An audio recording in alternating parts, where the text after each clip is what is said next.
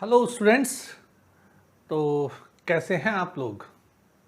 और उम्मीद करता हूं कि घर में होंगे, स्वस्थ होंगे और आपके घर पर सभी लोग ठीक से होंगे।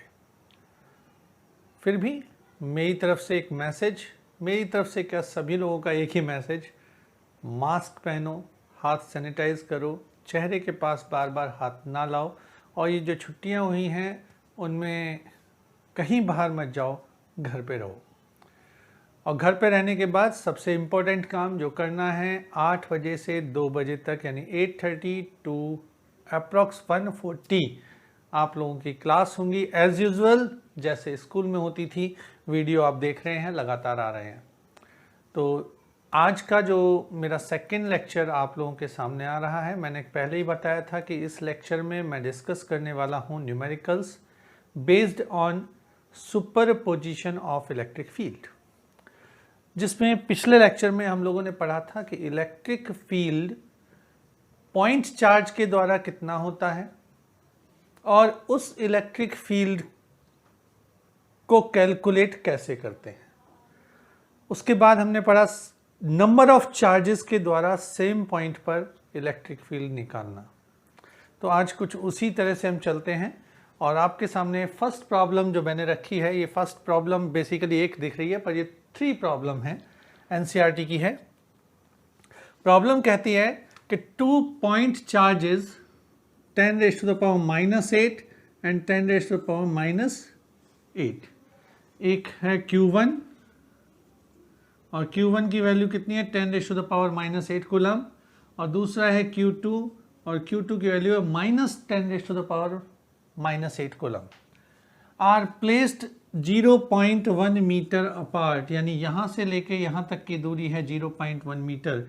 इट मीन्स ये कितना हो गया 0.05 मीटर, ये भी 0.05 मीटर और यहाँ वाला डिस्टेंस भी इन्होंने कहा है भाई 0.05 मीटर ही है।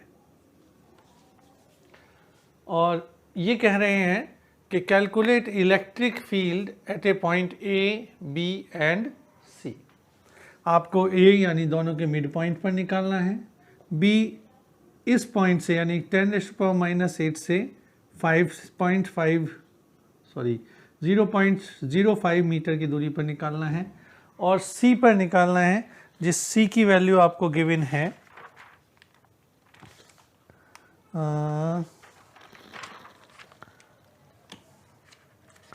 This is an isosceles triangle, so you have to calculate the C।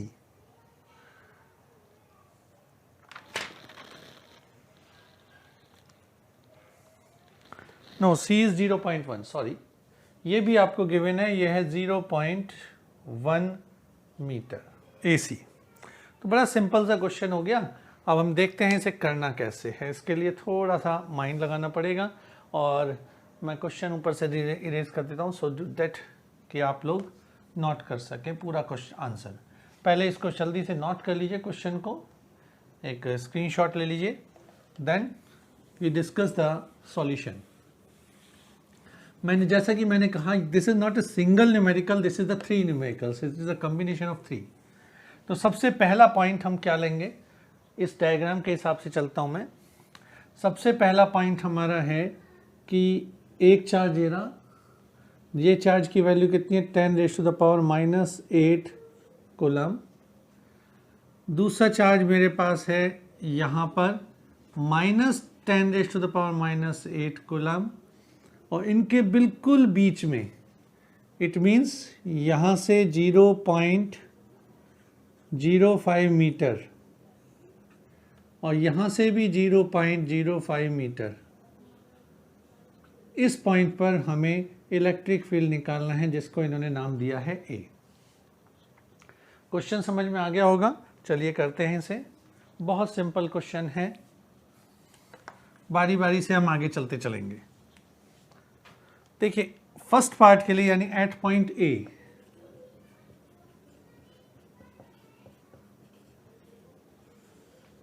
सबसे पहले देखिए ये 10⁻⁻8 कूलम कैसा है, ये पॉजिटिव चार्ज है, और जब हमने कहा था पॉजिटिव चार्ज होगा तो फील्ड कैसा होगा,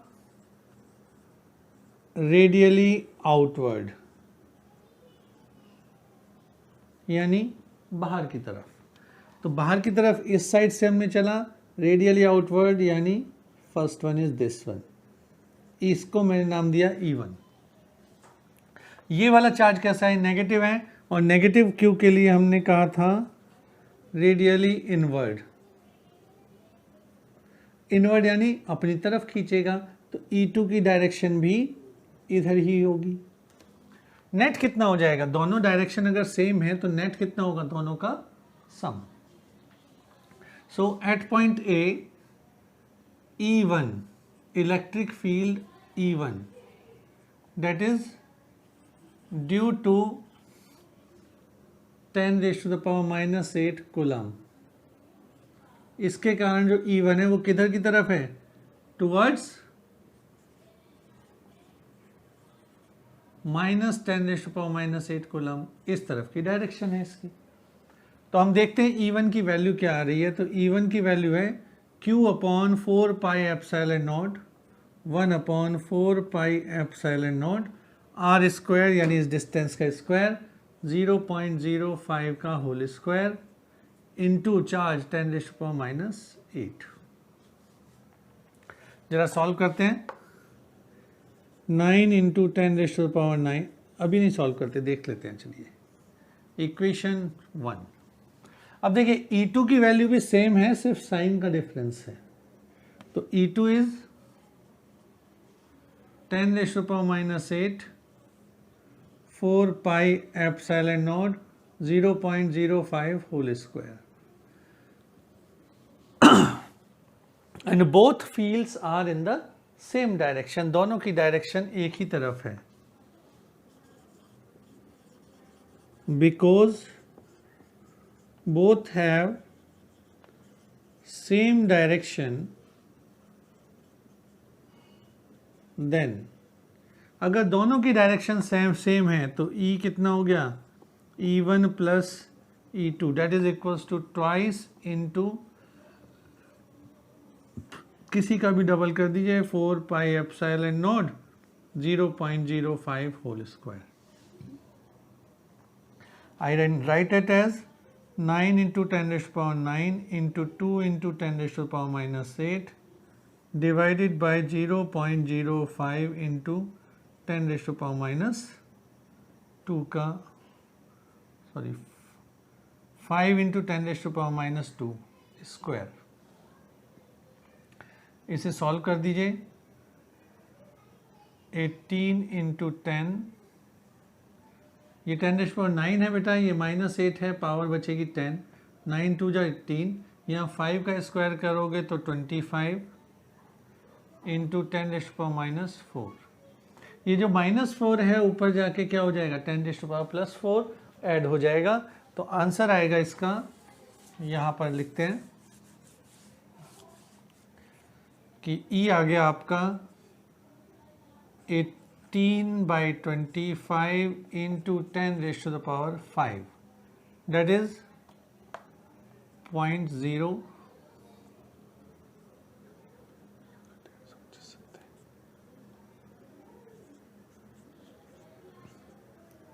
Newton per coulomb. So this is the first electric field at point A. Note कर लीजिए फटाफट। ये आएगा फर्स्ट का आंसर 7.72 × 10⁻⁵ न्यूटन पर कूलम। अब हम बात करेंगे एट पॉइंट बी पर, कि बी पर इसकी कंडीशन क्या होगी। हो गया? चलिए तो फिर नोट करते हैं आगे की कहानी। So the second one is at point B. B पर चलने के लिए आपको पता है हमें आउटवर्ड देखना है, बाहर की तरफ देख रहे हैं हम कि कहाँ पर है बी। सेम क्वेश्चन है, बस जगह चेंज हो गई। ये है 10⁻⁻8 कूलम, इन दोनों के बीच की दूरी है 1.1 मीटर। ये -10⁻⁻8 कूलम, और यहाँ से इस पॉइंट पर निकालना है जिसकी डिस्टेंस है 0.05 0.05 मीटर। तो आप देख रहे हो Q1 से कितना दूरी है 0.05, वेयरएज Q2 से कितना दूरी है 0.15। यहाँ डबल हो गया, थ्राइस हो गया, सॉरी थ्राइस हो गया। तो अब देखते हैं हो क्या रहा है। ये है 10⁻⁻8 यानी Q1 इज पॉजिटिव। अगर Q1 पॉजिटिव है तो इलेक्ट्रिक फील्ड की डायरेक्शन क्या होगी, रेडियली आउटवर्ड, E1 होगा बाहर की तरफ। ये है नेगेटिव चार्ज, नेगेटिव चार्ज के कारण यहाँ पर इलेक्ट्रिक फील्ड की डायरेक्शन क्या होगी, रेडियली इनवर्ड यानी E2 टूवर्ड्स। अब यहाँ इस क्वेश्चन में पहले वाले में क्या था, E1 और E2 दोनों एक ही डायरेक्शन में थे, लेकिन यहाँ क्या है, E1 और E2 दोनों अपोजिट डायरेक्शन में हो गए। तो एट पॉइंट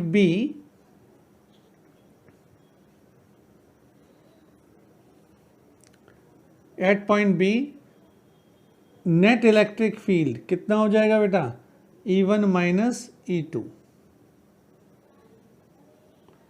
ये होगा। तो अब की बार हम E1 और E2 कैलकुलेट करते हैं, दोनों की वैल्यू निकाल देते हैं माइनस करके इक्वेशन नंबर 1 में रख के। तो नाउ E1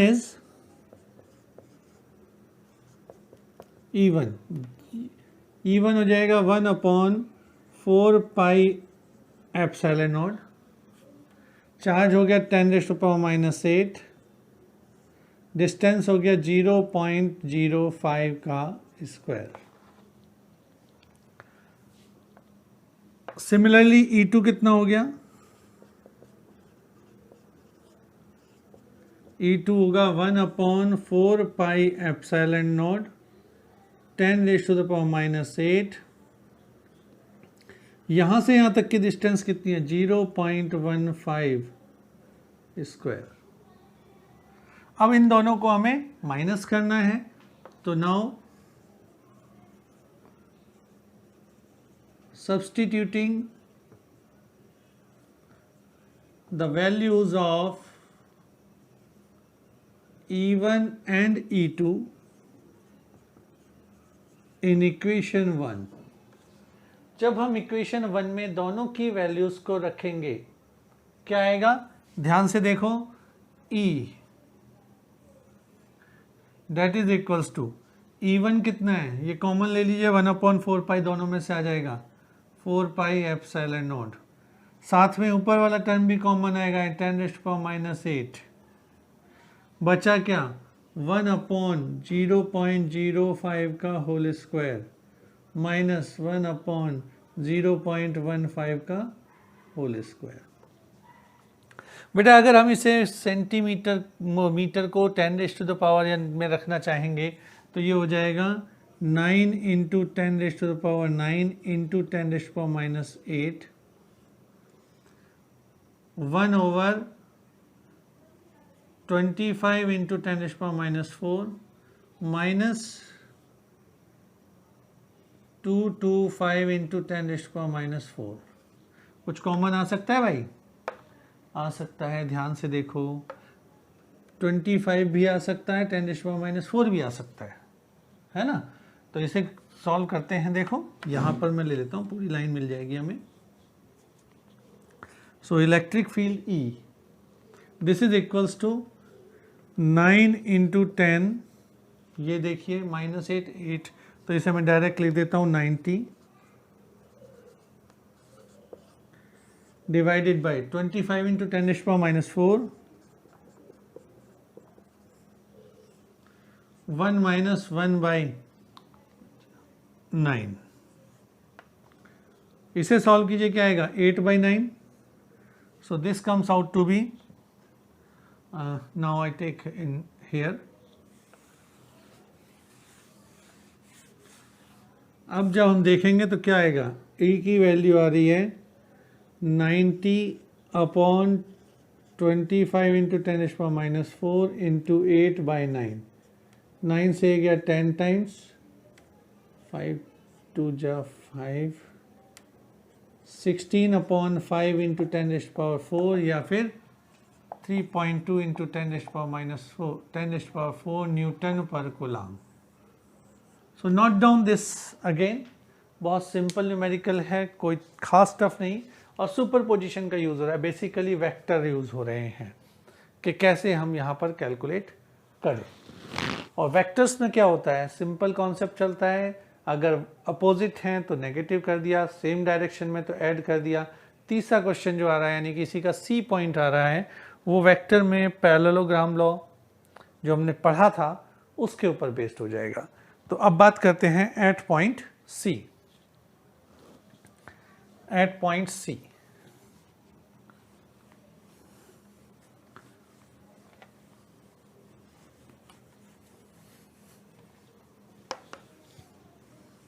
नाउ देखते हैं जी क्या होता है एट पॉइंट सी पर। सी पॉइंट पर निकालने के लिए हमसे क्या कहा गया कि एक चार्ज ये है, दूसरा चार्ज ये है, दोनों के बीच की दूरी है 1 मीटर, 0.1 मीटर, और इसके सेंटर पॉइंट से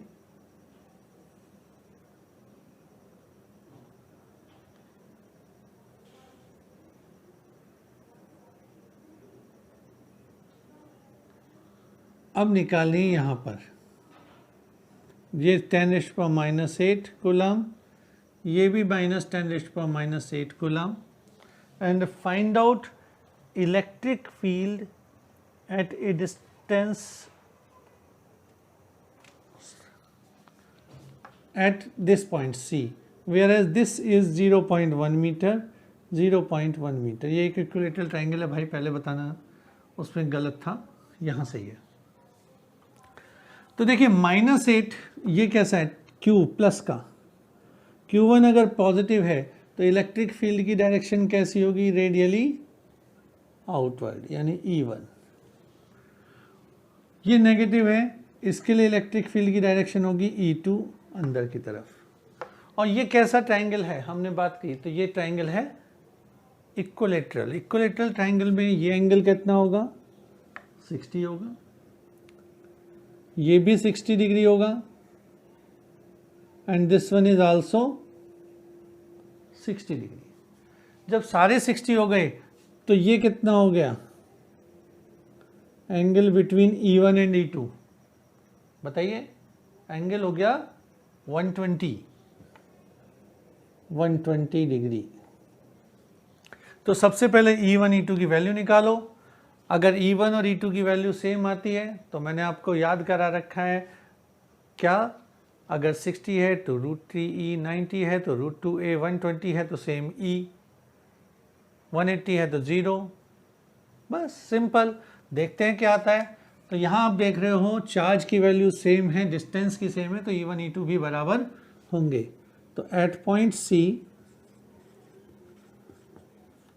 क्या होगा, E1 is equals to charge Q1 10⁻⁸ coulomb upon 4πε0 0.1 का होल स्क्वायर। इसे सॉल्व करोगे तो आएगा 9 × 10⁹ into 10⁻⁸ divided by 1 × 10⁻²। I can write it as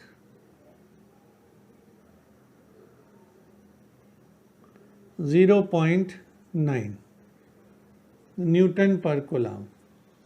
ये सिंपल सा आया आपका E1। अब E1 इतना आया तो now you can calculate E2।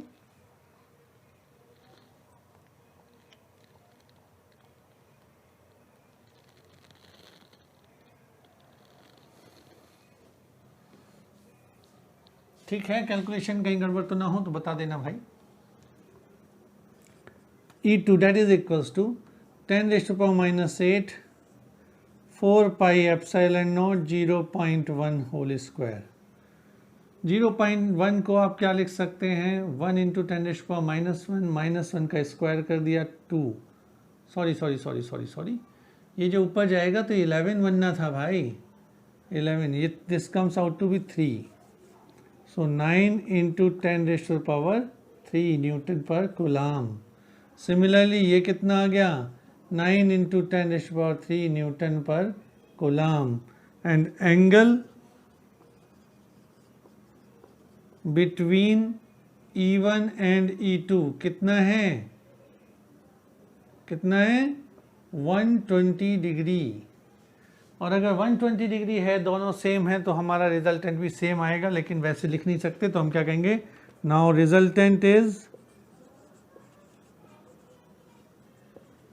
E, this is equals to E1 square plus E2 square plus twice E1 E2 cos 120।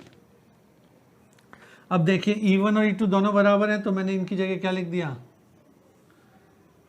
E1 square plus E1 square plus 2 E1 square cos 120 की value -1/2। 2 से 2 गया, minus आ जाएगा, then E is equals to E1। और अगर E is equals to E1 है तो 9, answer हो गया हमारा 9 into 10⁻², -3 plus 3 Newton per coulomb. Answer is 9 into 10⁻³ newton per coulomb. तो बेसिकली तो ये था सिंगल न्यूमेरिकल, जो कि था सुपरपोजिशन का, लेकिन this is not a single one, it is the combination of 3 numerical हम लोगों ने यहाँ सॉल्व करे, एक ही ट्राइंगल पे करे, डिफरेंट मेथड से करे। ठीक है, अब मैं बात करता हूँ डिफरेंट ऑब्जेक्ट की, यानी कि इसी ट्राइंगल में लेकर थोड़ा सा अलग तरह से चलते हैं। नेक्स्ट न्यूमेरिकल नोट कर लिया, कर लीजिए 1 2 3 4 5 6 7 8 9 एंड 10। देखिए अब अगला न्यूमेरिकल लेता हूँ थोड़ा सा अलग पहले, फिर हम इसी पे ही चलेंगे ट्राइंगल वालों पे। ट्राइंगल हो या स्क्वायर हो, ये सभी एक से हैं, सब में हमें पॉलीगन लेना है, लेकिन अब की बार एक छोटा सा बढ़िया न्यूमेरिकल ले रहा हूँ मैं, थोड़ा सा लॉजिकल ले लें भाई, बहुत ये तो एक कैलकुलेटरी हो गया।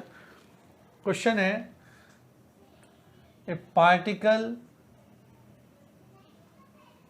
ऑफ मास m, एक पार्टिकल है जिसका मास है m and charge q, and charge q is released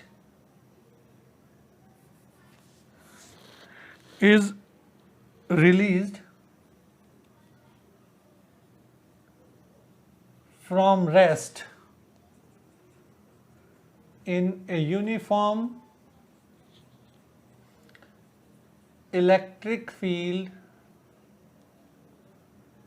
E, uniform electric field E। ये कह रहे हैं calculate kinetic energy it attains after moving distance x। Calculate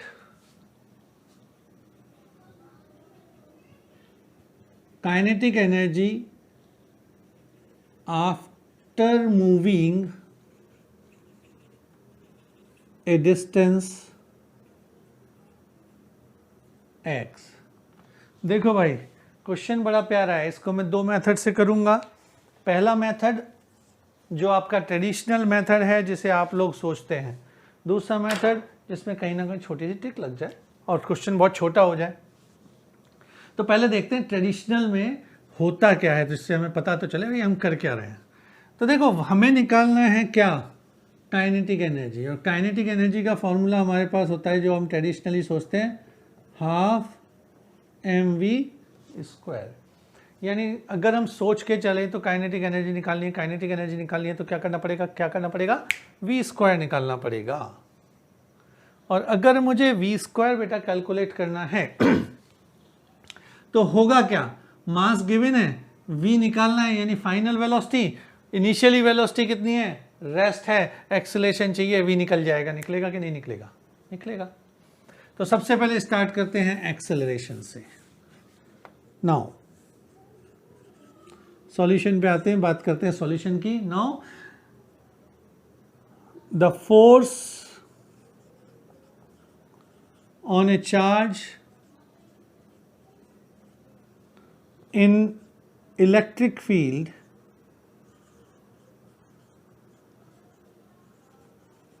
is Q into E, ये होगा।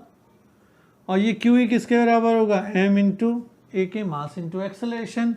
इम्प्लाइज दैट एक्सेलरेशन कितना हो गया, Q E upon M. ये हो गया बेटा एक्सेलरेशन। अब हम यूज़ करेंगे न्यूटन्स एक थर्ड इक्वेशन ऑफ मोशन। हमें पता है डिस्टेंस कितना मूव किया है x, एक्सेलरेशन कितना है ये रहा, फाइनल वेलोसिटी निकल जाएगी क्योंकि इनिशियल वेलोसिटी 0 है।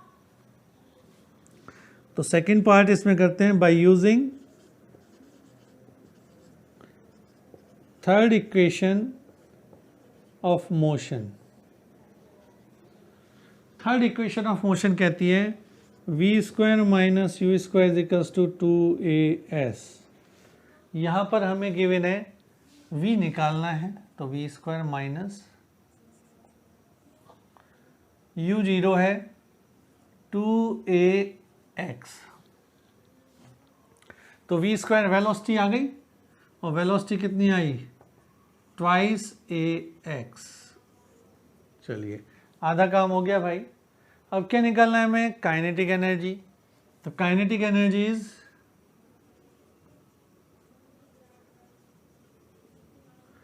Half mv square. वैल्यू रखिए half into m into twice ax। और इसको क्या कर सकते हो आप, 2 से 2 कैंसिल हुआ। काइनेटिक एनर्जी के E is equals to ma(x)। कितना आसान क्वेश्चन है, बहुत सिंपल है, बड़े आराम से कर सकते हैं। नोट कर लीजिए फटाफट।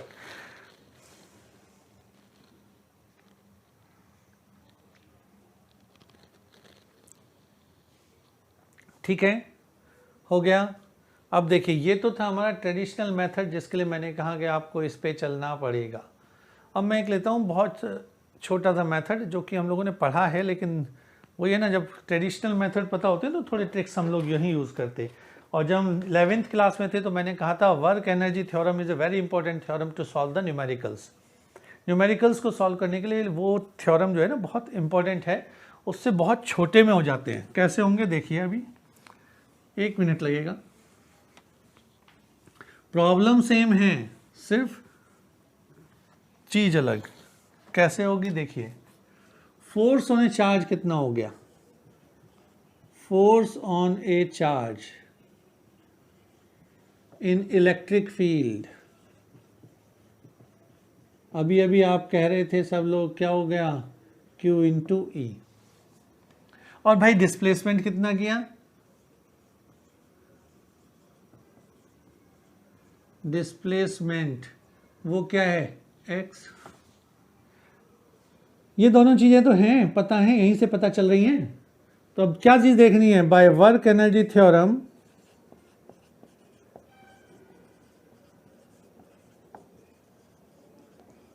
क्या होगा, काइनेटिक एनर्जी का change in kinetic energy equals to work done. और क्योंकि अगर बॉडी पहले रेस्ट में है तो इनिशियल काइनेटिक एनर्जी कितनी है 0, यानी के ई final minus K E initial is equals to work. Now sorry here initial kinetic energy is 0। क्यों, बिकॉज बॉडी एट रेस्ट। तो सीधा सीधा आ गया कि kinetic energy final is equals to work done. और वर्क डन कितना होता है, फोर्स इंटू डिस्टेंस। नोट कर दीजिए, Q into E into X. Answer आ गया। पहले मेथड से कितना छोटा, इजी और करने में आसान। मैं आज इतना ही कर रहा हूँ। दोनों तीनों प्रॉब्लम्स को देखिए, समझिए और कुछ प्रॉब्लम्स करने की कोशिश कीजिए। बुक में बहुत सारी प्रॉब्लम्स हैं। न्यूमेरिकल करो। नेक्स्ट लेक्चर में हम लोग मिलते हैं डाइपोल के साथ। डाइपोल बहुत इंपॉर्टेंट टॉपिक है। डाइपोल पर इलेक्ट्रिक फील्ड निकालेंगे हम, एक्सियल पॉइंट पर, इक्वेटोरियल पॉइंट पर, कुछ ऐसा जैसा इससे पहले न्यूमेरिकल में हमने किया, क्योंकि वो भी एक तरह का डाइपोल ही था। इसमें दोनों में चार्ज भी थे 2 और 2 चार्ज की हेल्प से हमने एक्सियल पे निकाला, इक्वेटोरियल पे निकाला। अलग अलग पॉइंट्स पे हम लोग इलेक्ट्रिक फील्ड निकालेंगे, एट एनी पॉइंट पर निकालेंगे। बहुत इंपॉर्टेंट है, पेपर में पूछा भी जाता है। तो नेक्स्ट लेक्चर में मिलेंगे डाइपोल डिस्कस करने के लिए।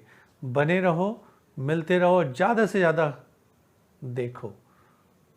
Okay, good luck and good bye.